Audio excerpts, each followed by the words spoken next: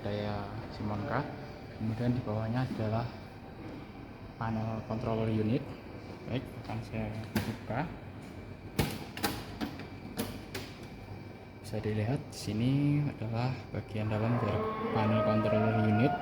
Di sini terdapat modem. Kemudian di sini adalah rangkaian controllernya. Di sini terdapat 3 buah terminal untuk sensor. Yang pertama sensor PTS 100 ada di sini, kemudian turbidity dan juga TDS sensor. Baik, pada bagian dalam panel ini terdapat 3 sensor utama. Yang pertama sensor PTS 100, kemudian turbidity dan juga TDS sensor. Masing-masing dari sensor ini sudah memiliki modul pengolahnya ya, bisa dibilang ini adalah PTS 100 transmitter, kemudian ini modul TDS meter atau TDS sensor, kemudian ini modul dari turbidity sensor. Jadi dari ketiga sensor tersebut, ketiga modul sensor ini terhubung pada ADC 1115. Kemudian data yang sudah diolah di ADC akan dibaca oleh ADC, kemudian akan diteruskan pada Orange Pi. Kemudian Orange Pi akan memproses data tersebut. Kemudian data pada Orange Pi tersebut diolah pada Orange Pi yang kemudian akan dikirim menuju web menggunakan jaringan dari modem ini. Kemudian bagian yang tidak kalah penting tentu adalah regulator tegangan. Di sini difungsikan untuk memastikan bahwa peralatan yang kita gunakan mendapatkan sumber tegangan yang sesuai dengan yang dibutuhkan. Kemudian di sini ada fan atau kipas yang digunakan untuk membuang suhu udara panas yang terdapat pada panel. Baik, selanjutnya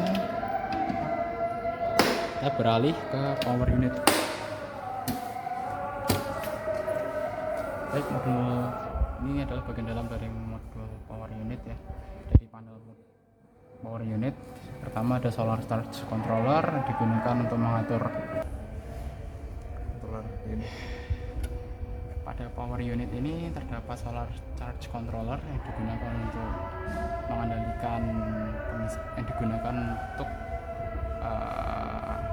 mengatur proses pengisian daya pada baterai, kemudian untuk memantau jumlah tegangan saat ini, dan juga yang ini adalah tombol untuk mengaktifkan atau menyalakan power untuk beban atau load.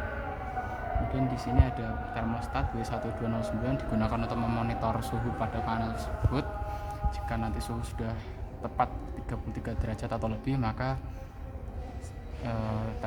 termostat ini dia akan aktif, kemudian menyalakan relay sehingga kipas di sini bisa menyala.